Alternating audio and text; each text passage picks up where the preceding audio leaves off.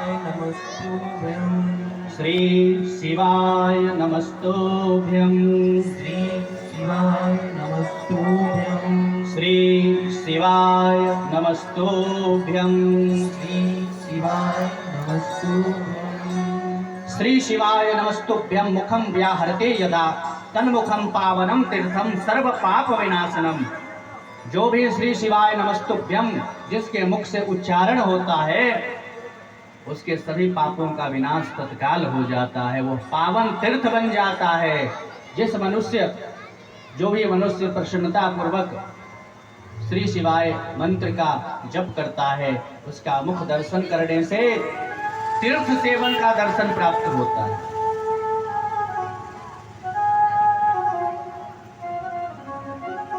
भस्म की महिमा बताते हैं, कहते हैं भगवान शिव पर जो भस्म चढ़ाई जाती है उसकी महिमा का क्या वर्णन करें। भगवान का नाम, भगवान का भस्म, भगवान की जो रुद्राक्ष की माला है, ये सब भगवान शिव का नाम गंगा है, भगवान शिव पर चढ़ाई गई विभूति यमुना है और भगवान की रुद्राक्ष की माला सरस्वती है। यानी गंगा यमुना सरस्वती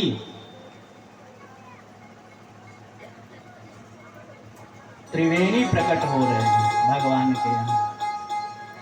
शैप्यम नाम यथा गंगा विभूतिर्यमुना मता रुद्राक्षं विद्या प्रोक्ता सर्व पाप विनाशिनी।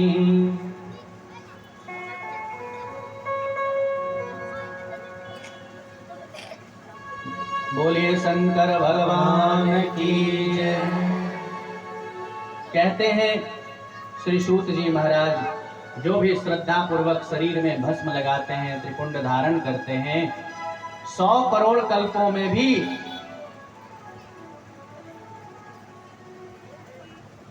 उनके ज्ञान का नाश नहीं होता।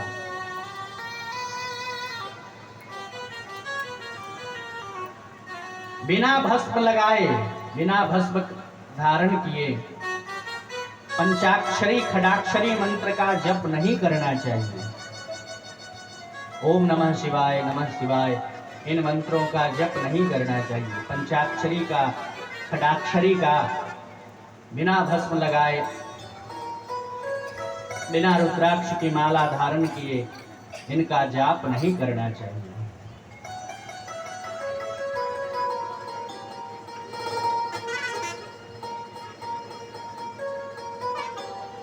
विद्वानों को सदैव ही भस्म धारण करना चाहिए और तब जाकर पंचाक्षर खडाक्षर मंत्र का जप करना चाहिए। ब्राह्मण हो, क्षत्रिय हो, वैश्य हो, सेवक हो, वर्ण संकर हो, स्त्री हो, सधवा हो, विधवा हो, बालक हो, पाखंडी हो, ब्रह्मचारी हो, गृहस्थ हो, वानप्रस्थी हो, सन्यासी हो, व्रती हो, सन्यास धारणी स्त्रियां हो, ये सभी भस्म के त्रिपुंड को धारण करके उनके प्रभाव के द्वारा परम मुक्त हो जाती है। इसमें कोई संशय नहीं रखना चाहिए। ब्राह्मण क्षत्रिया वैश्या शूद्राश्चापि च संकराः स्त्रियोऽथ विधवा बालाः प्राप्ता पाखंडे कास्तथा। भस्म और रुद्राक्ष को धारण किए बिना जल अथवा अन्न को अंश मात्र भी नहीं खाना चाहिए। गृहस्थ हो, वानप्रस्थी हो, सन्यासी हो, वर्णशंकर हो, कोई भी हो, अगर वो बिना भस्म लगाए, बिना रुद्राक्ष धारण किए भोजन करता है तो वो मात्र पाप ही खा रहा है, ऐसा सूत जी कहते हैं। जो त्रिपुंड की निंदा करता, कोई त्रिपुंड लगा के आए आपके यहाँ और आप उसकी निंदा करने लग जाओ, ये देखो कैसा वह रुपया आ गया, तो त्रिपुंड लगाने वाले की जो निंदा करते हैं वे साक्षात शिव की ही निंदा करते हैं। जो त्रिपुंड धारण करते हैं वे साक्षात शिव को ही धारण करते हैं। त्रिपुंडम ये विदनन्ति निदन्ति शिवमेव ते धारयन्ति च ये भक्त्या धारयन्ति त्वमेव ते। कहां तक कहें, सूत जी कहते हैं भस्म रहित भाल को धिक्कार है। जिसने भस्म नहीं लगाया उस भाल को धिक्कार। जिस गांव में शिव मंदिर ना हो, शिवलिंग ना हो, उस गांव को धिक्कार। जहां जन्म लेकर मनुष्य शिव अर्चना ना करते हो, शिव जी का पूजन न करते हो, उस मनुष्य जन्म को धिक्कार। और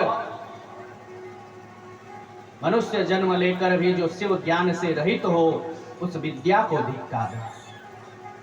धिग भस्म रहितम भालम धिग ग्रामम शिवालयम धिग निशा अर्चनम जन्मम धिग विद्या शिवाश्रयम। सबको धिक्कार है, सबको धिक्कार है।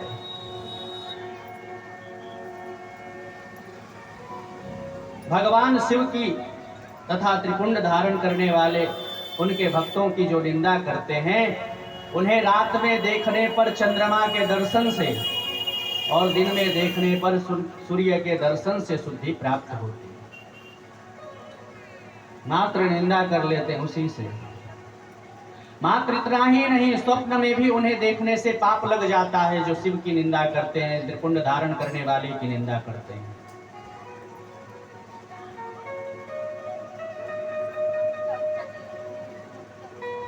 विभूति का चंदन से या चंदन में विभूति का मिश्रण करके बनाए गए भस्म को भी आप मस्तक पर लगा सकते हैं।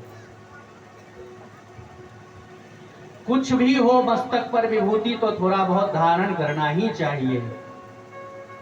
यह सदा कल्याण करने वाली है, सभी पापों का नाश करने वाली है। जो दूसरे के द्रव्य का अपहरण करते हैं, पराई स्त्री का अभिमर्शन करते हैं, दूसरे की निंदा करते हैं, पराये खेत का अपहरण करते हैं, दूसरे को कष्ट देते हैं, फसल और बाग बगीचे में आग लगा देते हैं,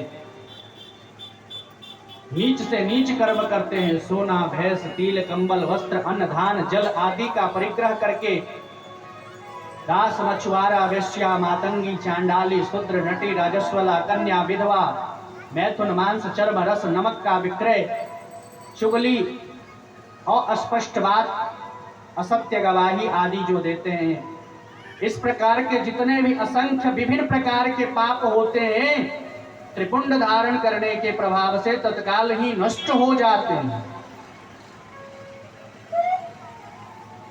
परद्रव्यापापहरम परदाभिमर्शनम परनिंदा परक्षेत्रहरणम परपीडापीड़ितम।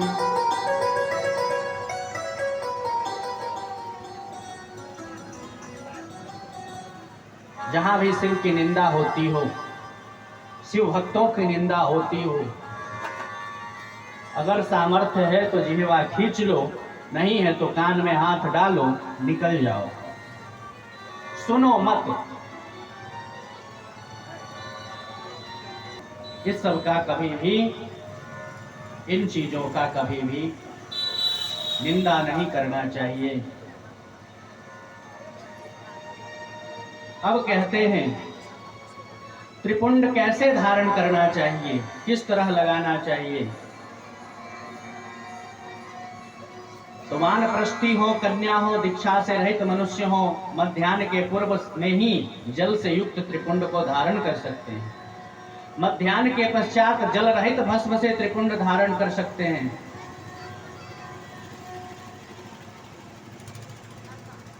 भौं तैयार होती है, भौं की जो रेखा है, भौं के मध्य से, भ्रिकुटी के मध्य से, वहां से लेकर भौं जहां तक होती है, भ्रिकुटी होती, वहां तक जाकर अंत करना चाहिए। 2 उंगलियों से पहले लगाकर फिर कनिक अंगुष्ठ से उसको मार्जन करना चाहिए, तो उसमें त्रिपुंड बन जाता है।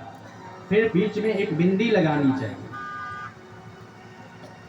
इससे नहीं लगा पा रहे 2 उंगलियों से, तो फिर 3 से लगाइए। 3 उंगलियों से लगा करके एक बार में ही खींच लीजिए, तो फिर उसमें अंगुष्ठ लगाने की आवश्यकता नहीं होगी।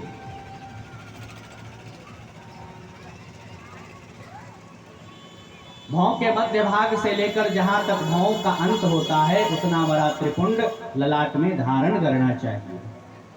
मध्यमा अनामिका अंगुली से 2 रेखाओं को करके बीच में अंगुष्ठ से प्रतिलोम भाव से की गई रेखा को त्रिपुंड कहते हैं, अथवा 3 उंगलियों से खींची गई रेखा को भी त्रिपुंड कहते हैं।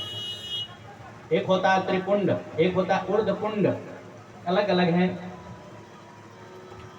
त्रिपुंड में 3 रेखाएं, ऊर्ध्वपुंड जाकर वहां दोनों अश्वनी कुमार शिव, शक्ति, रुद्र, ईश तथा नारद का और वामा आदि 9 शक्तियों का पूजन करे। ये सब मिलकर 16 देवता होते हैं, अश्वनी कुमार युगल कहे गए हैं। इन सब का यदि ध्यान करते हैं तो परम कल्याण होता है भस्म धारण करते समय। इस प्रकार भस्म का वर्णन किया। अब आगे रुद्राक्ष की महिमा का वर्णन करेंगे। आइए एक भजन श्रवण करें, उसके बाद हम रुद्राक्ष की महिमा का वर्णन करेंगे।